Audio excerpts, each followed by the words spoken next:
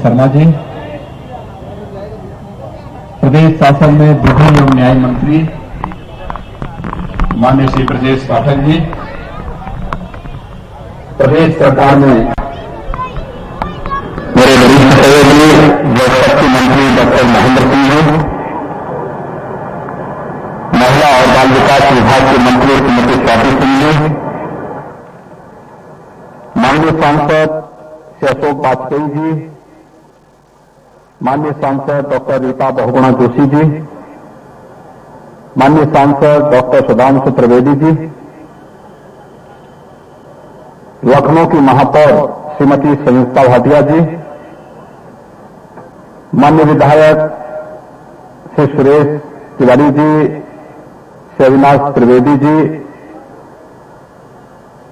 इस संपूर्ण कार्यक्रम के आयोजक और संयोजक त्रिवेदी जी, लखनऊ की महापौर श्रीमती संयुक्ता भाटिया जी, माननीय विधायक श्री सुरेश तिवारी जी, श्री अविनाश त्रिवेदी जी, इस संपूर्ण कार्यक्रम के आयोजक और संयोजक ब्राह्मण परिवार के अध्यक्ष सम्मानित श्री शिवशंकर अवस्थी जी, श्री वीरेंद्र तिवारी जी, भारतीय जनता पार्टी महानगर के अध्यक्ष Shri Mukesh Sharma ji, remote sensing application centre के अध्यक्ष श्री सुधाकर त्रिपाठी जी, श्री अरविंद त्रिपाठी जी, श्री सुरेश त्रिवेदी जी और इस संपूर्ण कार्यक्रम का कुशल संचालन कर रहे श्री रामेश्वर प्रसाद द्विवेदी जी और भारी संख्या में उपस्थित भाइयों बहनों, मैं आप सबका आज के इस कार्यक्रम में आपका दर्शन हुआ, मैं आपका हृदय से अभिनंदन करता हूं, स्वागत करता हूं और विशेष रूप से मैं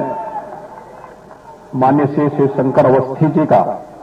आभार व्यक्त करता हूं, जिनके कारण आप सबसे संवाद करने का एक अवसर हमें प्राप्त हो रहा है।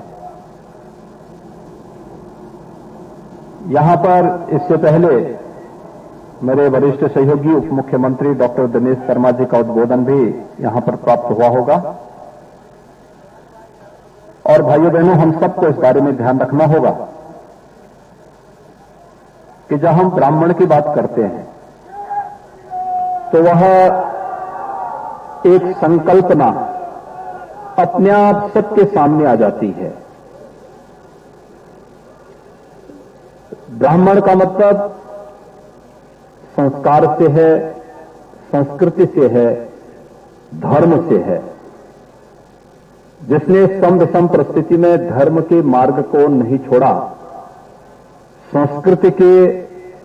पथ का अनुसरण किया है और जिसके कारण सम विषम परिस्थिति के बावजूद भारत की सनातन धर्म की नींव तमाम चुनौतियों के बावजूद दुनिया के अंदर आज भी अडिग रूप से बनी हुई है, वह सचमुच वही सच्चा ब्राह्मण है जिसके प्रति हर व्यक्ति नमन करता है और उसको कोटि कोटि नमन करते हुए सदैव श्रद्धा भाव के साथ देखता है। समाज जो सम्मान का भाव रखता है, इन्हीं मूल्यों के कारण रखता है और वो उन्हीं मूल्यों पर आधारित है। हमारे देश की, हमारे सनातन धर्म की आधार उन्हीं पर टिकी हुई है। स्वयं कष्ट भोगना, लेकिन धर्म पर आंच नहीं आने देंगे, संस्कृति का बालबांका नहीं होने देंगे और यही तो हमारा संकल्प रहा है। यही संकल्प दुनिया के अंदर बहुत सारे मत, मजहब, संप्रदाय, उपासना विधियां आई, सब समय के अंदोक इतिहास के कालखंड में समाहित हो गई। अगर एक सनातन धर्म जीवित रहा है और आज भी पूरी दुनिया के अंदर अपने भगवे झंडे को गाड़ करके मजबूती के साथ चल रहा है, तो इसलिए क्योंकि वह ब्रह्म तत्व हमारे पास मौजूद है, जो इसकी आत्मा में सदैव विराजमान रह करके स्वयं कष्ट सहते हुए भी उसको आंच नहीं आने देता है। और जब भी हम इसको लेकर के चलते हैं तो स्वाभाविक रूप से हम सब अपने आप को और अपने पूर्वजों को भी गौरवान्वित करते हैं। भाइयों बहनों, मुझे याद है 2019 में प्रयागराज में कुंभ का आयोजन होना था। आदरणीय प्रधानमंत्री जी ने कहा था कुंभ ऐसा होना चाहिए जो अब तक का सबसे अच्छा हो। और उस समय प्रयागराज में जब कुंभ के आयोजन को करना था तो मैंने एक चीज उस समय ढूंढी कि दुनिया की सबसे पहली गुरुकुल अगर किसी ने बनाई थी तो उसके प्रणेता थे और उसके कुलपति थे महर्षि भारद्वाज। आप प्रयागराज में जाइए, लगभग अगर मैं गिनती से बोलूं लगभग 13,000 14,000 वर्षों के बाद महर्षि भारद्वाज की भव्य प्रतिमा हम लोगों ने प्रयागराज में लगा करके लोगों को बताया कि ये प्रयागराज की पहचान महर्षि भारद्वाज से है। जहां पर भगवान राम वन जाते समय भी और वन से वापस आते समय भी उन्हें प्रणाम करने के उतरते हैं और उतर करके उनकी साधना और उनकी तपस्या के लिए, लोक कल्याण के लिए उनके द्वारा किए गए तप और उनकी साधना के प्रति वहां पर श्रद्धा व्यक्त करते हैं। अभी पिछले दिनों जब मुझे बस्ती जनपद में जाने का अवसर प्राप्त हुआ था, वहां मेडिकल कॉलेज बना, लोगों ने अलग अलग नाम रखे। मैंने कहा भी देखो इस सब नाम से कोई फायदा नहीं है, बस्ती की पहचान महर्षि वशिष्ठ से है, यहां के मेडिकल कॉलेज का नाम भी महर्षि वशिष्ठ मेडिकल कॉलेज ही होगा। देवरिया में मेडिकल कॉलेज हम लोगों ने बनाया। इसी सत्र में अभी प्रधानमंत्री जी ने उसका लोकार्पण किया है पिछले महीने 25 तारीख को। मेडिकल कॉलेज का नाम क्या होना चाहिए? मैंने कहा भी देखो देवरिया है ही है महर्षि देवराहा बाबा के नाम पर,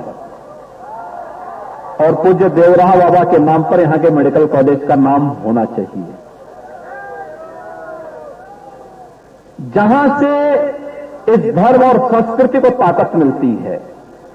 एक नई प्रेरणा मिलती है, एक नया प्रकाश प्राप्त होता है। उन सबको आदर्श मान करके हमें सदैव बेझिझक आगे बढ़ जाना चाहिए। भाइयों बहनों, जब भी हम आदर्श मान करके महापुरुषों को लेकर के चलेंगे, दुनिया की कोई ताकत आपका बाल बांका नहीं कर पाएगी। मैं विश्वास के साथ इस बात को कह सकता हूं, और उस विश्वास के साथ ही आज मैं आपके पास आया हूं यही कहने के लिए। क्या हम सबको अच्छा लगता है जिस अफगानिस्तान का संबंध हमारे देश से रामायण काल का भी रहा और महाभारत काल का भी रहा है। उस अफगानिस्तान में जब तालिबानी घुस करके आधी आबादी महिलाओं के साथ जो बर्बरता ढाते हैं, बच्चों के साथ जो बर्बरता ढाते हैं, क्या उस प्रकार के तालिबानी कृत्यों का क्या कभी कोई सभ्य समाज समर्थन कर सकता है? कभी नहीं। कोई सभ्य समाज इस प्रकार की बर्बरता का समर्थन नहीं कर सकता, कभी नहीं कर सकता, करना भी नहीं चाहिए। जब भारत की धर्म और संस्कृति को बचाने के लिए एक तरफ आजाद भारत में देश के अंदर देश की रियासतों को जोड़ने वाले राष्ट्र नायक के रूप में सरदार वल्लभ भाई पटेल थे, जिन्होंने भारत के अंदर उस समय सोमनाथ के मंदिर के पुनरुद्धार के माध्यम से एक नई अलग जगह की सांस्कृतिक क्रांति की नई ज्वाला प्रतिष्ठित की थी। एक तरफ सरदार पटेल हैं जो राष्ट्र नायक हैं, दूसरी तरफ खलनायक के रूप में राष्ट्र तोड़क जिन्ना भी हैं। और सरदार पटेल की तुलना अगर कोई जिन्ना से करने लग जाए तो ये वोट बैंक की और निकृष्ट राजनीति होगी, जिसके लिए व्यक्ति के लिए देश की कीमत पर राजनीति करना हो सकता है। लेकिन मुझे लगता है कि भारत का कोई भी सभ्य समाज और कोई भी सभ्य नागरिक इसको स्वीकार नहीं कर सकता है, करना भी नहीं चाहिए। अगर सरदार पटेल भारत की सभी देशी रियासतों को एकजुट करने में उस समय अगर कहीं भी कोई गलती रह गई होती, क्या बदरंग चित्र होता भारत का।